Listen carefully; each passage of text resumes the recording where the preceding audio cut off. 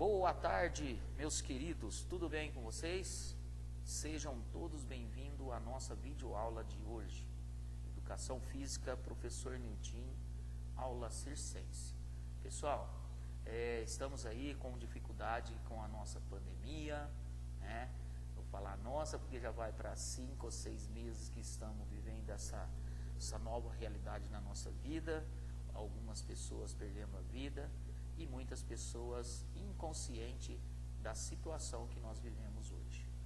Pessoal, quero falar para vocês que hoje a nossa aula vai ser sobre equilíbrio, malabares e também manipulações. Também vamos falar sobre você fazer acrobacias com alguns materiais e vamos falar muito das coisas circense aí, atividade física na parte de circo, tá certo? Mas é muito importante o conteúdo para vocês, que tem muita coisa interessante nessa aula, beleza? Então vamos junto nessa videoaula de hoje. E já de início já vamos falar um conteúdo aqui sobre a perna de pau. A perna de pau, antes de eu ler o texto aqui um pouquinho, acompanhando com vocês aí na apostila, na página 10, nós vamos falar sobre a perna de pau e eu vou dar um pequeno comentário, vou fazer um pequeno comentário para que vocês possam entender melhor, que eu já sei que a maioria de vocês aí já tem bastante conhecimento, pois vocês já estão chegando na fase final aí do ensino médio, né? Então a gente vai falar sobre um pouquinho sobre isso. A perna de pau, pessoal, ela em vários países ela tem uma importância diferente de cada país, certo?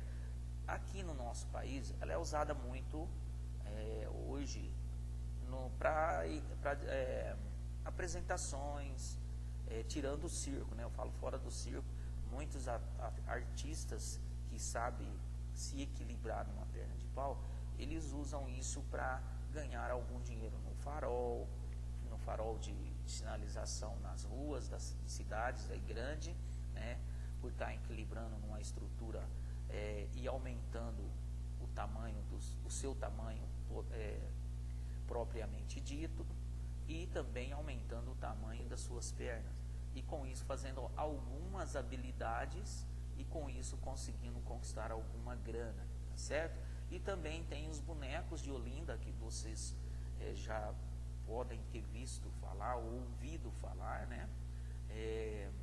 Que eles usam também esse mesmo material, só que o inverso. Na perna de pau, o seu corpo vai ficar uma altura maior do que você. Você vai ficar um tamanho maior, dependendo do tamanho da perna que você usa, certo? Aí você vai aumentar o seu tamanho pelo tamanho da perna de pau que você usa, certo? Perna de pau já está falando, geralmente nas atividades de educação física, você ouve, ou a gente ouve falar muito, o habilidoso a gente não vê falar muito, mas o habilidoso geralmente ele fala, não, aquele menino parece um perna de pau, aquele outro parece um perna de pau. Por que o perna de pau?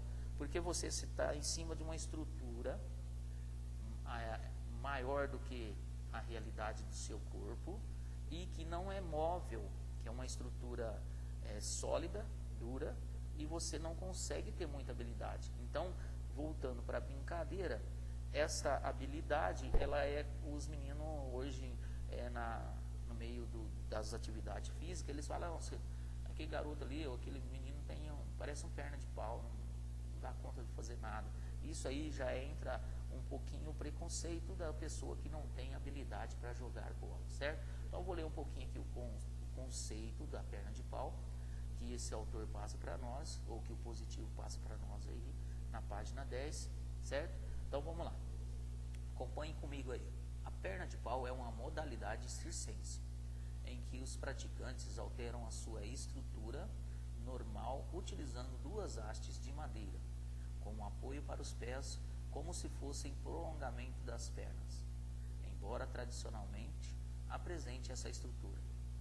Não se exclui a possibilidade de perna de pau ser feita por outros materiais que permitam modificações de altura, ou ainda ser substituída por outros aparelhos, como latas utilizadas, por exemplo, na brincadeira popular do pé de lata. O que é o pé de lata? Só para a gente comentar um pouquinho aqui. O pé de lata é você conseguir se equilibrar em duas latas. Você pode passar 2 buracos em cada lata, nas extremidades dela, e colocar como se fosse uma chinela. Pôr uma fita como se fosse uma chinela, você coloca o pé e equilibra e se locomove com essa lata. Por isso o pé de lata, certo? Ou você pode também pôr as 2 cordinhas e segurar com a mão. Conforme você muda o pé, você puxa a latinha para cima e também se locomove com essa estrutura e dá para fazer uma brincadeira muito legal. Beleza?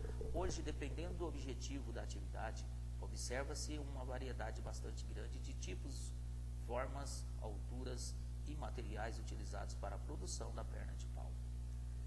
Uma diferença importante entre os modelos da perna de pau é o tipo de apoio.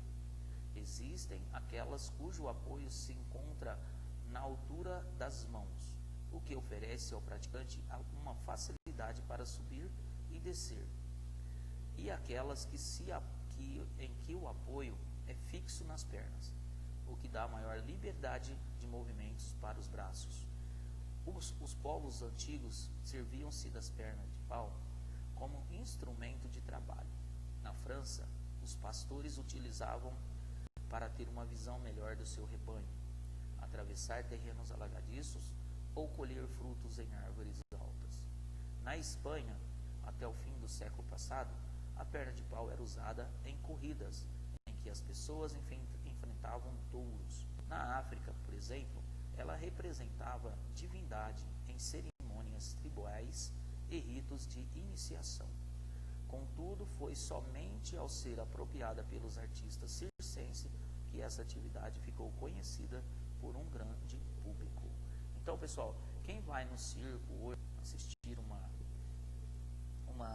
cena de circo ou um espetáculo de circo e é observador, ele vai observar que tem muitas coisas, tem muito a ver esta atividade com as pessoas que trabalham em circo, porque são vistas que tentam superar as dificuldades ou os limites do seu corpo. Tá? Então, por exemplo, a gente, para equilibrar, igual aí na página vocês verem essa imagem, equilibrar e ficar numa posição praticamente aqui uns 2 metros acima e conseguir equilibrar em 2 de madeira, você, para mim, é extraterrestre, porque eu acho que é uma coisa muito difícil. Ao lado você vê uma menina que está equilibrando em uma perna só, né? Então é uma coisa para a gente pensar como faz parte a atividade nesta imagem. Por exemplo, equilíbrio, concentração, força, resistência, habilidade, tudo isso vocês observem que está tendo nesta imagem aí, tá certo, pessoal? Nós vamos agora para as manipulações. Também com origens remotas, as manipulações se caracterizam pelo domínio de diferentes tipos de habilidade. Olha o nome, habilidade. Então não adianta uma pessoa que não é hábil tentar fazer essas manipulações. Mas a habilidade a gente pode adquirir com treinamentos, com aulas, com dedicação, com força de vontade. Tudo isso a gente pode conseguir através da dedicação de cada um de vocês para aprender. Isso é se você se interessar fazer alguma manipulação. Com o lançamento, o equilíbrio ou o manuseio de objetos. Então, lançamento, às vezes a gente lança, pega uma tampa de tinta, uma tampa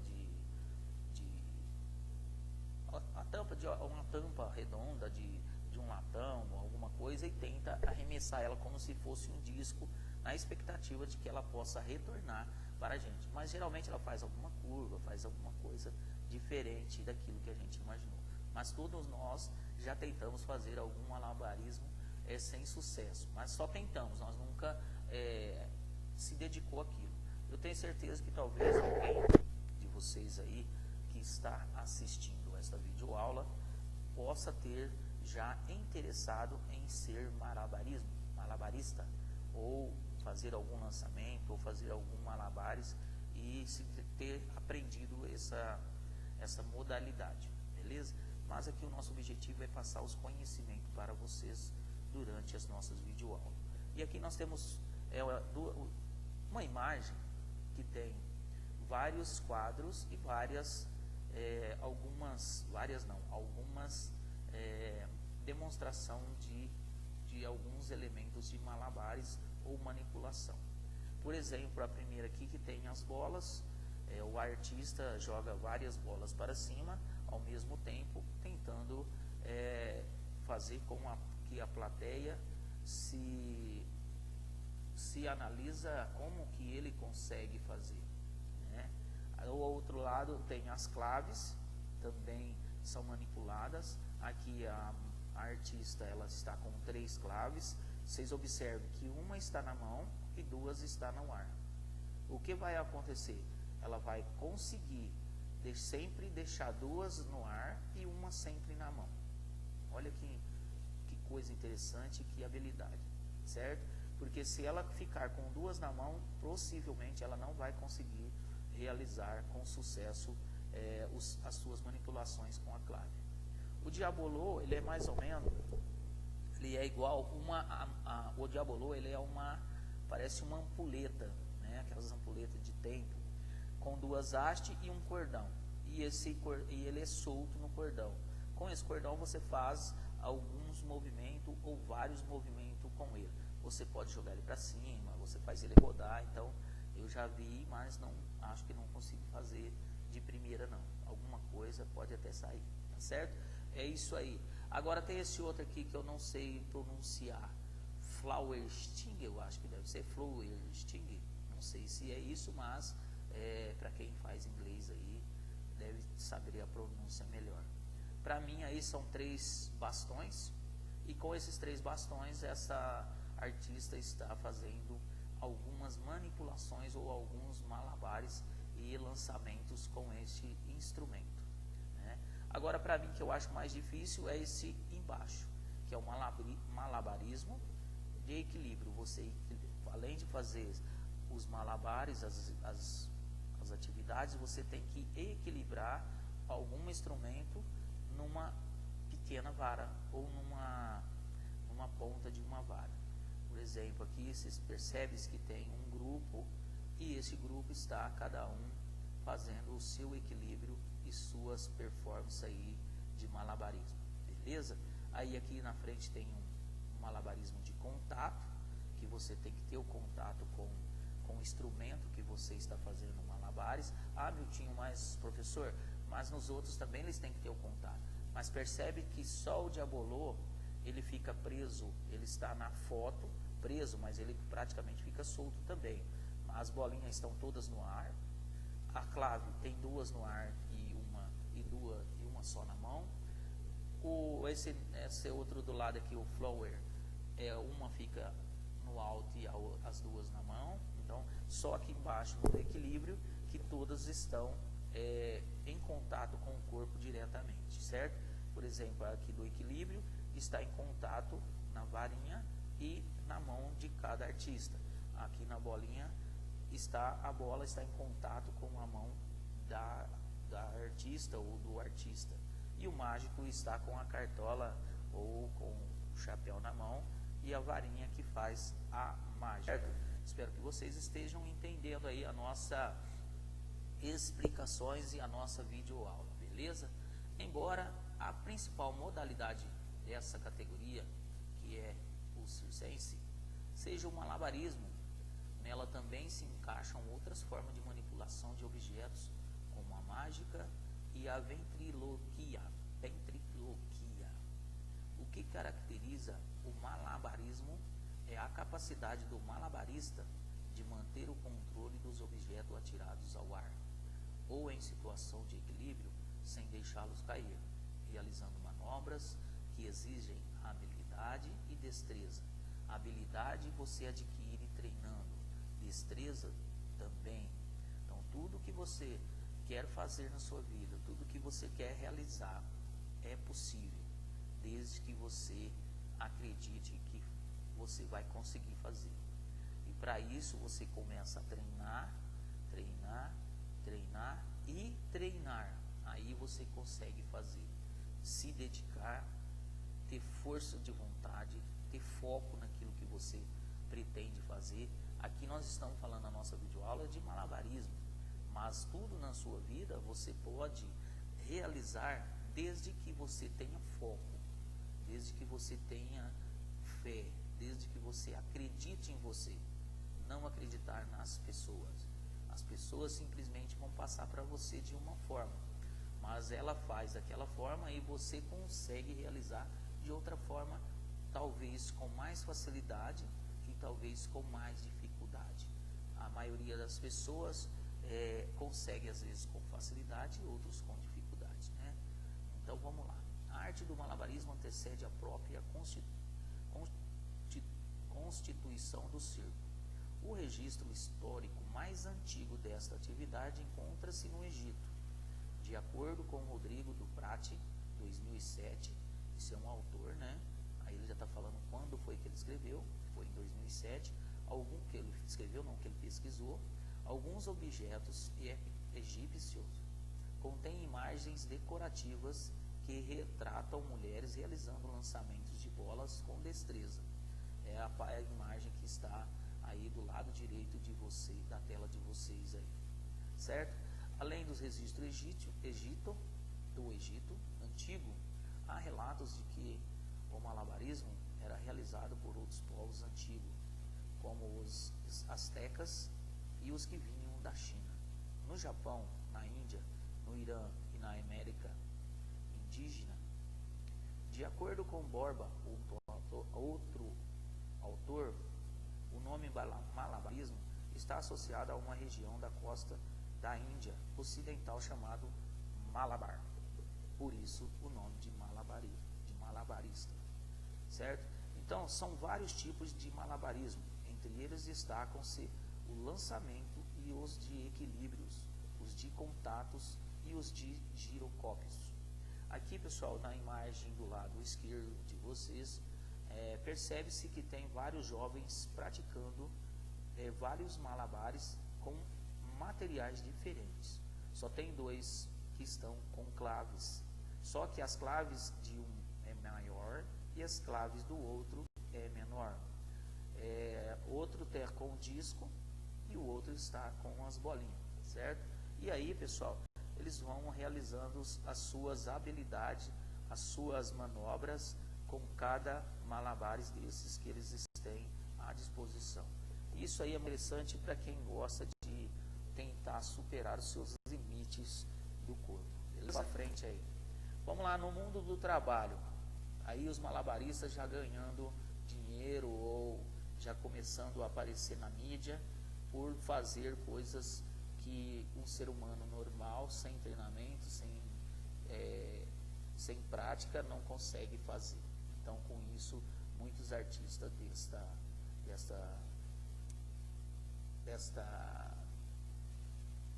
desculpa, fugiu aqui, pessoal, desta arte, eles conseguem arrecadar uma grana muito boa. Então, vamos lá no conceito, agora aqui na nossa página 11, no mundo do trabalho. Os malabaristas, também conhecidos como manipuladores, são profissionais que têm a habilidade de manter objetos como bolas, claves e argolas no ar. São artistas que precisam estudar, praticar muito para desenvolver suas técnicas. Olha só, pessoal. Então, tudo aqui nós estamos passando conhecimento para vocês de estudo. E aqui os artistas precisam estudar aquilo que vai fazer. Então, para você ser um excelente médico, não é só fazer a faculdade de medicina. Você também tem que fazer a faculdade de medicina e depois você tem que capacitar cada vez mais para conhecer melhor o ser humano e conhecer melhor a área que você vai trabalhar, para que você seja um médico exemplar, para que você seja um médico muito bem requisitado e que todo mundo confia no seu trabalho. E outra coisa mais importante que eu quero deixar para vocês aqui, além de estudar, praticar, capacitar, vocês têm a principal coisa, gostar daquilo que você escolheu para você fazer. Porque você gostando, mesmo que você que que seja uma profissão que não seja muito rentável, você vai fazer com muito amor, com muito carinho. E você sendo um médico, um advogado, independente da profissão de vocês, e você gostando daquilo que você faz, você vai estar realizando duas coisas: o sonho de estar praticando ou fazendo ou trabalhando naquilo que você sonhou de fazer, naquilo que sonhou e você tem prazer em fazer, beleza? Essa é uma dica do professor. Por que eu estou falando rentável? Porque a nossa profissão, educação física, ela não é muito bem vista financeiramente para você ganhar muito dinheiro. Então, educação física é para quem gosta, é para quem tem amor mesmo ao esporte. E mesmo você tendo amor ao esporte, você não goste da profissão por ela não ser para você não ganhar muito dinheiro com educação física, certo? Então, o nosso prazer é porque a gente gosta.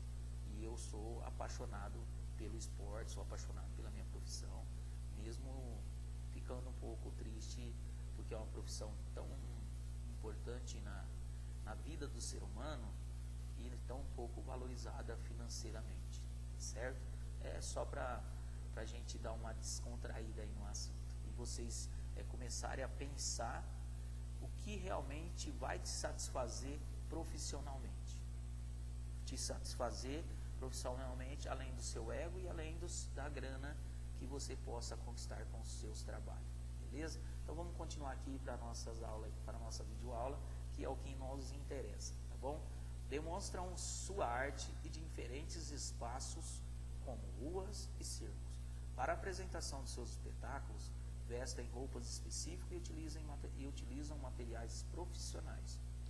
Mesmo que seja proibido que menores de 14 anos, salvo na condição de aprendiz, realizem qualquer trabalho, de acordo com o artigo 60 do Estatuto da Criança e do Adolescente, o ECA, é comum encontrar crianças fazendo malabarismo nas ruas. Normalmente estão vestidos de roupas simples e utilizando materiais como pedras, frutas e bolas de tênis. São crianças que tenham sua condição substituída pela responsabilidade do mundo adulto. Perdem o direito de brincar, estudar e crescer a fim de se inserir prematuramente no mundo do trabalho. Agora, pessoal, isso é muito importante a gente frisar. Olha do lado esquerdo, do lado direito, desculpa, da tela de vocês, tem um artista em cima de um globo terrestre, né? Uma bola simbolizando o globo terrestre, o mundo, e ele fazendo malabarismo com as claves. E tem o garotinho do lado olhando, né? Então, por quê? É uma coisa difícil de fazer, mas é uma coisa que dá para fazer e que a gente precisa de muito treinamento, equilíbrio, tem que ter força, resistência, e para isso tudo você tem que ter uma condição física muito boa para que você realize essa atividade. Imagine só, fazer essa atividade a hora que quando você subir em cima do globo, como está esse artista, e você não conseguir equilibrar e levar uma queda e cair ao chão. Por exemplo, esta senhora que está com o bebezinho, ela não vai ficar sem rir de você, e você pode ter uma lesão grave. Então, tudo que a gente vai fazer, a gente tem que ter o conhecimento da segurança e dos perigos. Ventriloquia, aqui o autor já está passando para nós o que é. É a arte de projetar a voz sem abrir a boca ou mover os lábios, de modo que o som pareça ser emitido de outra fonte e não do falante. De outra fonte é de outro lugar, sem ser da pessoa que está falando, beleza? Isso acontece muito com as manipulações de boneco. Feito encenações. Encenações é o papel que a gente representa, vamos supor aí na gincana que a gente faz na nossa escola, quando a gente vai fazer uma apresentação ou encenação no palco aí para que agrade as pessoas. Eu vou ler aqui o conceito para vocês que está na página 12. A representação de papéis e a expressão corporal são as principais características dessa categoria circense. O movimento do corpo é uma forma de linguagem capaz de expressar sentimento e transmitir mensagem. Por isso, as práticas corporais são mais utilizadas nas atividades de danças e na atuação dos palhaços. O que quer dizer essa encenação? Por exemplo, vocês podem, na hora que o professor entra na sala de aula, se vocês começar a entender o que é expressão corporal, vocês vão perceber se o professor está feliz, se o professor está bravo, se o professor está triste. Tudo isso dá para vocês perceberem no momento que ele cumprimenta vocês. Por exemplo, quando o professor está triste, ele geralmente fala um bom dia mais xoxo. Bom dia, pessoal, tudo bem? Quando o professor está alegre, ele já entra com uma energia maior. Bom dia, pessoal, tudo bem com vocês? Sejam todos bem-vindos, estamos juntos hoje, a nossa aula hoje vai ser 10 e não sei o que e tal. O professor está elétrico, o professor está alegre, o professor está feliz. E quando o professor está preocupado, ele chega, cumprimenta você com alegria, com felicidade, mas você percebe que algo está errado com ele. E assim é com vocês também. Nós, professores, observamos e às vezes a gente vê, hoje esse aluno está difícil. Hoje eu vou ter que mandar ele lá para a diretoria, hoje eu vou mandar ele para a coordenação, porque está difícil, vou pedir para ele sair da sala de aula, está difícil, está impossível. A gente percebe que ele está elétrico, que ele não consegue ficar quieto. E tem vezes também que ele chega falante demais e não consegue. Outra vez ele chega, senta lá, simplesmente e fica calado. Então, tem várias formas de você conhecer essas expressões corporais. E outra coisa, todas as vezes que você olha uma pessoa, ela te transmite uma mensagem positiva ou uma mensagem negativa, ou uma mensagem de dúvida também, né? E às vezes você, olha, um exemplo que eu vou dar para vocês sobre expressão corporal. Às vezes você passa por uma pessoa, explica para a pessoa uma determinada situação, aí a pessoa fica te olhando assim. A hora que você olha para ela e fala assim, ó, você não entendeu o que eu falei, vou explicar novamente. Então sem ela falar que não entendeu, só de você olhar nela, ela vai transmitir para você que ela não entendeu o que você passou para ela. E às vezes ela não pergunta. Muitas das vezes acontece de nós, professores, passar determinado assunto para vocês e a maioria ficar assim olhando com a sensação de não ter entendido. Mas geralmente quando a sala é muito grande, é numerosa de aluno, alguns têm a coragem de levantar e falar, professor, eu não entendi. E esta pergunta, num primeiro momento, ela pode ser engraçada porque a maioria ficou calada. Mas no momento era a dúvida de todos. Só que só teve um que teve coragem de perguntar. Quando o professor percebe que a sala não entendeu, ele fala da seguinte forma: galera, pessoal, ou dependendo do jeito que o professor trata a sua sala, aí ele fala, galera, estou percebendo que vocês não entenderam o que eu tentei passar para vocês, ou o que eu passei para vocês. Mas eu vou tentar passar novamente para que vocês possam entender o que eu estou tentando que vocês entendam o meu conceito aqui desta atividade ou desse assunto que eu estou tentando passar para vocês. Vou repetir novamente. E quem não entender, por favor, me pergunte que eu possa fazer de novo para que vocês entendam melhor o que nós estamos tentando passar para vocês.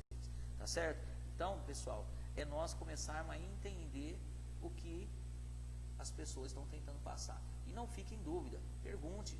Vocês estão numa escola para ter conhecimento. E se o conhecimento passado para vocês, vocês não entenderam, então vocês têm que perguntar. Professor, não entendi. O que eu faço?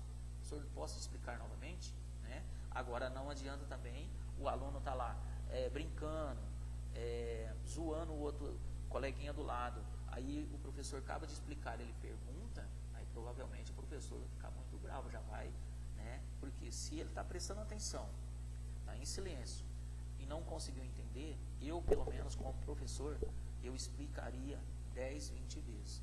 Mas se o seu aluno estiver brincando e depois ele me perguntar e falar que não entendeu, aí eu tenho que explicar para ele por que ele não entendeu, mas de forma diferente, né? Então precisa, para vocês ter o direito, vocês têm o dever, igual nós. Nós também temos direitos e deveres, tá certo? Vamos lá. Agora eu vou falar um pouquinho do palhaço, também é uma artista circense, né? E esse artista também ganha muito dinheiro fora do circo, né? Com algumas apresentações em festa de aniversário, algumas apresentações em peça teatral e assim sucessivamente. Então vamos falar um pouco aqui o conceito do palhaço. De acordo com Luiz Bunier, o termo palhaço vem do italiano paglia, que significa palha. O nome refere-se à antiga forma de roupa do palhaço, que levava um colchão de palha, pois era feita com o mesmo pano dos colchões e recheada nas partes mais salientes do corpo, protegendo-o das constantes quedas. Já a palavra clown vem do clode, que se liga etimologicamente ao termo usado em inglês para designar camponês. Seria o correspondente ao caipira ou matuto no Brasil.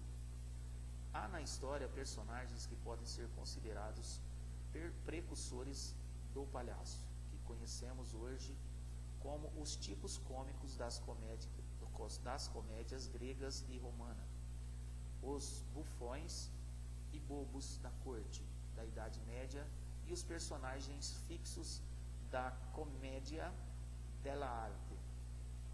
Falei bem agora, della arte.